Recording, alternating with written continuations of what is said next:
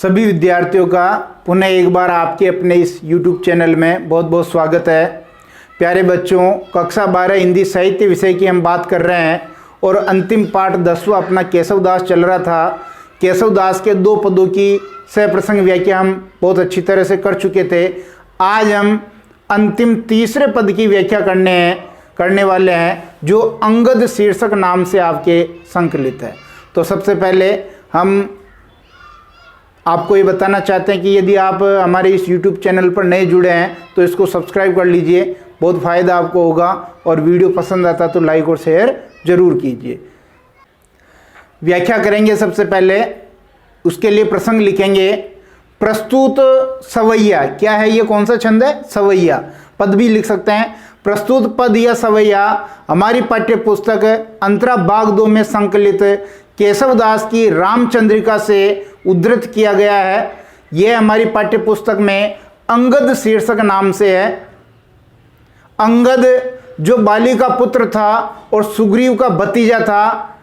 जाहिर सी बात आपको पता चल रहा होगा कि अंगद ने इस सवैया में रावण के दरबार में अपने प्रभु श्री राम की उनके महात्म्य की, उनकी बहादुरी का गुणगान किया है और रावण को समझाने की कोशिश की है कि हे रावण, अभी भी तुम्हारे पास समय है, तुम समय रहते सीता को लौटा दो तो अभी भी युद्ध होने से बच सकता है।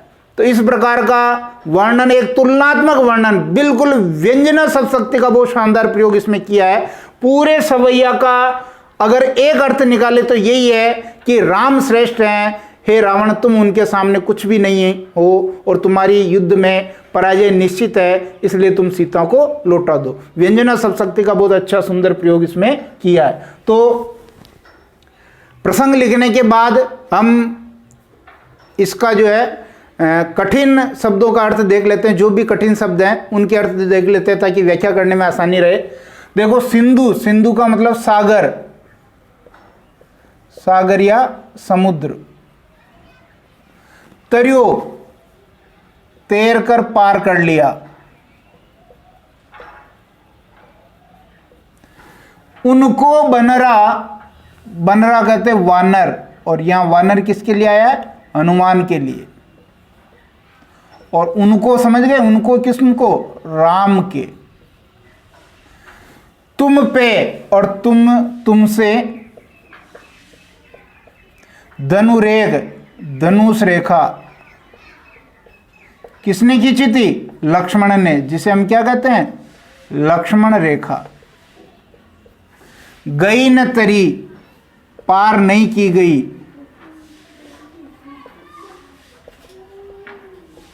फिर आगे देखिए, बांधोई बांधत, यानी बांधोई बांधत यानी बंधक बनाकर बांधना चाहते थे।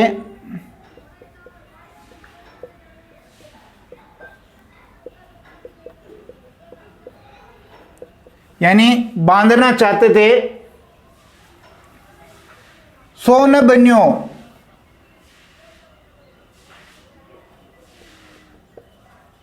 बांधा नहीं गया। उन बारिदी, उन वापस आ गया कौन? राम। बारिदी कहते समुद्र। बांध के, बांध कर।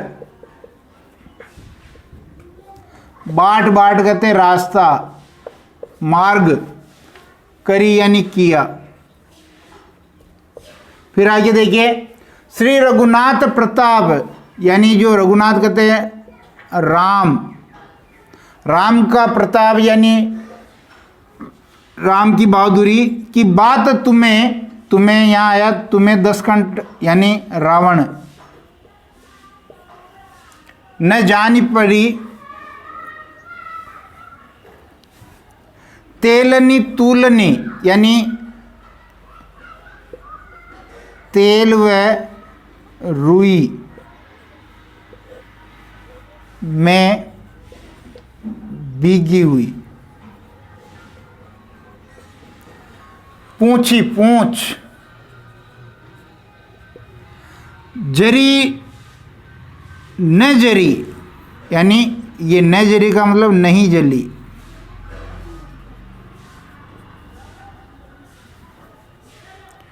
और जरी लंक जराए जरी, और जरी का मतलब जड़ी हुई। किससे जड़ी हुई? हीरे मोती सोने से जड़ी हुई। लंक कहते लंका नगरी, जराए जरी जल गई। ठीक है, ध्यान दीजिए, ये कठिन शब्द हमने यहाँ देख लिए हैं और निश्चित रूप से जब हम व्याख्या करेंगे तो बहुत मदद अपने को मिलेगी। अब हम व्याख्या करते हैं कि बात उस समय की है, चूंकि रामचंद्रिका राम के जीवन को लेकर के लिखा गया केशवदास द्वारा एक महाकाव्य है, बहुत अच्छा सुंदर महाकाव्य है, जिसमें छंदों का बहुत जबरदस्त प्रयोग किया गया था, इसलिए इसको छंदों का अजायब घर भी हम कह चुके हैं। और कठिन काव्य का प्रेत केशव है, क्योंकि क्लिष्ट बनाने की उन्होंने कोशिश भाषा को की है। तो यहां पर देखें कि राम हनुमान के द्वारा जब ये पता करवा लेते हैं कि सीता रावण की कैद में है, तब वो सेना सहित आते हैं। सब आपको जानकारी है कि किस प्रकार पुल बनाते हैं और फिर वो जो है लंका के बाहर डेरा डाल देते हैं। लेकिन राम उस व्यक्तित्व में से हैं जो सबको एक अंतिम मौका देना चाहते हैं, इसलिए इस बार वो अपना एक शांति दूत बना करके, एक अपने राजदूत बना करके वो अंगद जो बाली का पराक्रमी पुत्र है और सुग्रीव का भतीजा है उसको वहां भेजते हैं। जब अंगद रावण के दरबार में राम का संदेश लेकर के जाते हैं और ये कहते हैं कि भाई अभी भी समय है, हे रावण तुम समझ जाओ, अभी भी यदि आप सीता को लौटा दोगे तो राम बिना युद्ध किए हुए यहां से वापस चले जाएंगे। तो वो समझाता है, लेकिन रावण समझ जाए तो फिर रावण कौन? भाई समझ जाए तो रावण किसे कहेंगे? समझता नहीं है। और तब अंगद रावण के उस अहंकार को चूर चूर करने के लिए व्यंग्यार्थ रूप से उनको समझाता है कि तुम क्या हो और राम क्या है, तुम्हारा और राम का कोई मेल नहीं, कोई मुकाबला नहीं है, इसलिए अभी भी समय है, तुम समझ जाओ। क्या कहा देखिए, अंगद वहां रावण के दरबार में, आपको पता तो होगा ना कि रावण के उस दंभ को चकनाचूर करने के लिए वो अपना पांव वहां रोप देते हैं उसके दरबार में, और वो कहते हैं कि अगर आप में से कोई इस आपके मतलब इस दरबारियों में से कोई भी पराक्रमी योद्धा मेरे इस पांव को अगर हटा देगा तो हम जो है बिना युद्ध किए हुए, बिना सीता को लिए यहाँ से लौट जाएंगे। लेकिन आपको पता है कि कोई भी उस पांव को हिला भी नहीं पाता है। तो रावण के दरबार में अंगद खड़े हैं और राम के उस पराक्रम का वहां वर्णन कर रहे हैं, राम के सामर्थ्य का वर्णन कर रहे हैं, राम के प्रताप का वहां वर्णन कर रहे हैं और रावण को समझाने की कोशिश कर रहे हैं। क्या कह रहे हैं देखिए, तुलना कर रहे हैं, सिंधु तरियो उनको बनरा, हे रावण तुम किस बहकावे में हो, किस तुम सपनों में खोए हुए हो कि यथार्थ में तुम जियो।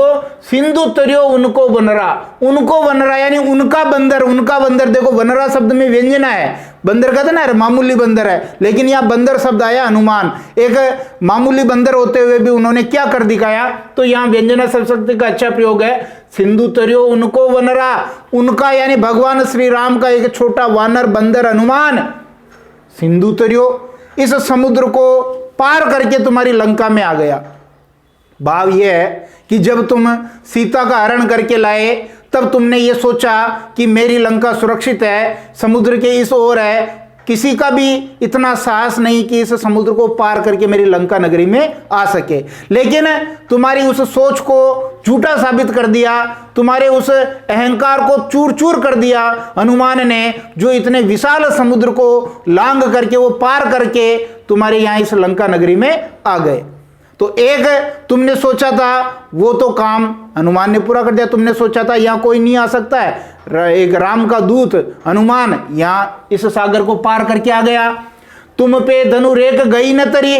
राम कहीं नहीं है, अभी राम के सेवक हैं, राम के अनुचर हैं, राम की सेना के जो योद्धा हैं, राम का तो कभी अभी वर्णन ही नहीं है। वो ये कहना चाह रहे हैं कि उनके सेवक, उनके जो दास हैं, वो ही इतना कुछ कर चुके हैं। तो जब राम साक्षात परम ब्रह्म का अवतार जो सामने आएंगे तब तुम्हारा क्या होगा। वो कह रहे हैं कि तुम पे धनुरेक गई ने तरी। हे रावण, और तुमसे एक राम के छोटे भाई लक्ष्मण ने एक धनुष की रेखा खींच दी थी, जिसे हम लक्ष्मण रेखा कहते हैं, वो तुमसे पार नहीं की गई। छल कपट से तुमने सीता को उस धनुष रेखा से बाहर बुला करके उसका हरण किया। तो यहां दो उनके एक दो भाई हैं, यानी राम जो स्वामी हैं, अभी उनके योद्धाओं का पराक्रम दिखाया जा रहा है। राम का पराक्रम तो दूर की बात है, यानी हनुमान ने समुद्र पार करके तुम्हारी लंका में प्रवेश कर लिया। इतने विशाल समुद्र को उन्होंने पार कर लिया और तुमसे एक मामूली लक्ष्मण द्वारा खींची गई धनुष रेखा पार नहीं हुई, लक्ष्मण रेखा पार नहीं हुई। फिर किस बात का घमंड है तुम्हें, किस बात का अहंकार है। फिर क्या कहा, बांधो ही बांध तो सो न बनियो। अरे तुम उस हनुमान को जो तुम्हारी इस लंका नगरी में आया था, उसको बांधना चाहते थे, बंधक बनाना चाहते थे, पकड़ना चाहते थे। बांधो ही बांध तो सो न बनियो।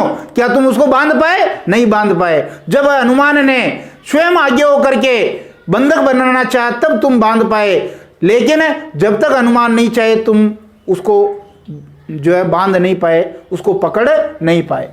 बांधो ही बांध तो बांधना चाहते थे, सो न बनियो। उस हनुमान को तुम बांध नहीं पाए। तुम किस अहंकार में हो कि एक छोटे से बंदर को तुम बंदी नहीं बना पाए। उन वारिधि बांधी के बाट करी, और उन भगवान श्री राम ने इस विशाल समुद्र को बांध करके इसके ऊपर एक सेतु बना दिया, एक पुल बना दिया, और पुल बना करके रास्ता बना दिया। यानी उस मार्ग से तुम्हारी लंका नगरी में आ गए। नल और जो नील दो बंदर थे, जिनके ऐसा कहा जाता है कि पत्थर पर राम नाम लिख करके उन्होंने वो 13 यार पुल बना दिया। राम सेतु जिसे हम कहते हैं, जिसके अस्तित्व को लेकर के भी बहुत सारे प्रश्न चिन्ह हैं, लेकिन राम सेतु बना करके राम जो है तुम्हारी लंका नगरी में आ गए। उन्होंने इतने विशाल समुद्र को बांध दिया और तुमसे एक उनका सेवक हनुमान नहीं बांधा गया। तुम किस अहंकार में हो। श्री रघुनाथ प्रताप की बात तुम्हें 10 कंठ न जानी पड़ी। इतना कुछ हो गया, हे 10 कंठ रावण, तुम्हें फिर भी भगवान श्री राम रघुनाथ के प्रताप को जानने की पड़ी नहीं है। अर्थात अब तक तुम्हें उनके प्रताप के, उनको साहस को जान जाना चाहिए, उनको तुम्हें महसूस कर जाना चाहिए। लेकिन अभी भी तुम देखते हुए अंधे बने हुए हो। इतना कुछ हो गया, लेकिन तुम फिर भी उनके पराक्रम को जानना नहीं चाहते, उनके प्रताप को जानना नहीं चाहते। इसलिए मैं अंगद उन स्वामी श्री राम के प्रताप को, उनकी बहादुरी को, उनके सामर्थ्य को, उनकी शक्ति को बताने के लिए तुम्हारे यहां दरबार में आया हूं। श्री रघुनाथ प्रताप की बात तुम्हें 10 कंठ न जानी पड़ी। अभी तक तुम नहीं जान पाए थे, इसलिए मैं आया हूं। तेलनी तूलनी पूंछ जरी न जरी, जरी लंक जराए जरी। बहुत सुंदर यहाँ यमक अलंकार का प्रयोग हुआ। कौन से अलंकार का प्रयोग हुआ भाई? यमक अलंकार का प्रयोग हुआ। अनुप्रास अलंकार का भी इसमें बहुत सारी जगह प्रयोग है। अनुप्रास अलंकार का भी प्रयोग है। ये तेलनी तूलनी में कौन सा अलंकार है? अनुप्रास अलंकार है। और जरी जरी जो शब्द आया है, ये जरी जरी, ये एक जरी ये और एक जरी ये, कौन सा? यमक अलंकार है। तेलनी तूलनी पूंछी जरी। जब हनुमान यहां आ गए तुम्हारी लंका नगरी में, तेल और रुई से जड़ी हुई पूंछ, अर्थात जिस पूंछ में तुमने तेल लगा दिया था, मैनेजमेंट देखिए हनुमान का कि सारा कपड़ा लंका का यूज किया, सारा तेल लंका का यूज किया और जला भी लंका को दिया। तेलनी तूलनी पूंछ जरी, यानी तेल और रुई में भीगी हुई उस जड़ी हुई पूंछ को तुम जलाना चाहते थे, न जरी। लेकिन वो पूंछ जली क्या तुमसे? नहीं जली। यानी हनुमान की पूंछ में तुमने तेल और रुई बांध करके उसको जड़ दिया। यानी जितना भी सारा कपड़ा था, रुई थी, तेल था, सब भिगो भिगो करके उनकी पूंछ के बांध दिया और उसको तुम जलाना चाहते थे। लेकिन राम के प्रताप से, राम की कृपा से न जरी, वो पूंछ तुमसे नहीं जली। जरी लंक जराए जली। और जरी जरी यानी जड़ी हुई, हीरे मोती सोने से जड़ी हुई जो तुम्हारी लंका नगरी है, वो जल गई, यानी हनुमान की पूंछ तो नहीं जली और तुम्हारी लंका नगरी जल गई। इतनी अच्छी एक व्यंग्य भाव से अंगद ने रावण को समझाने की कोशिश की है कि हे रावण, तुम किस सोच में डूबे हुए हो, अभी भी उनके सेवक यानी राम कौन, स्वामी, हनुमान सेवक, लक्ष्मण भाई, और मैं अंगद, मेरा पांव तुम नहीं उठा पाया, हालांकि इसमें वर्णन नहीं आया है। हम सेवकों ने मिलकर के ही तुम्हें इतना त्रस्त कर दिया, जब हमारे स्वामी आएंगे तो तुम्हारा क्या हाल होगा। इसलिए उनके पराक्रम को समझो और उनकी भार्या, उनकी पत्नी सीता को सहर्ष सानंद और मान सम्मान सहित लौटा दो, इसी में तुम्हारा कल्याण है, बाकी तुम्हारा विनाश और तुम्हें नष्ट होने से कोई नहीं बचा सकता है। इस प्रकार का भाव अंगद ने यहाँ व्यक्त किया। देखिए भाषा कौन सी है, भाषा ब्रज भाषा है। कौन सी भाषा है, ब्रज भाषा है, ठीक है। यमक अनुप्रास का हमने यहाँ वर्णन कर लिया कि यमक है, अनुप्रास है। देखो तरी, करी, जरी, लरी, ये सब आ रहे हैं, ये क्या है, तुकांतता है, तुकबंदी है, बहुत शानदार। और अगर हम इसमें देखेंगे तो ये है आपका सवैया छंद। कौन सा सवैया है, सवैया छंद पहले तो आपको पता होना चाहिए कि 22 से लगा करके 26 तक क्या होते हैं, वर्ण होते हैं। ये एक वर्णिक छंद है। कौन सा छंद है, वर्णिक। जब वर्ण गिनते हैं तो इसमें 22 से 26 वर्ण आते हैं। गिनना रहा हूं, देखें 1 2 3 4 5 6 7 8 9 10 11 12 13 14 15 16 17 18 19 20 21 22 23 वर्ण कैसे आगे भी वापस नीचे वाली लाइन में गिनो। ये क्योंकि र आधा होगा इसलिए हमने इसको पूरा गिन लिया।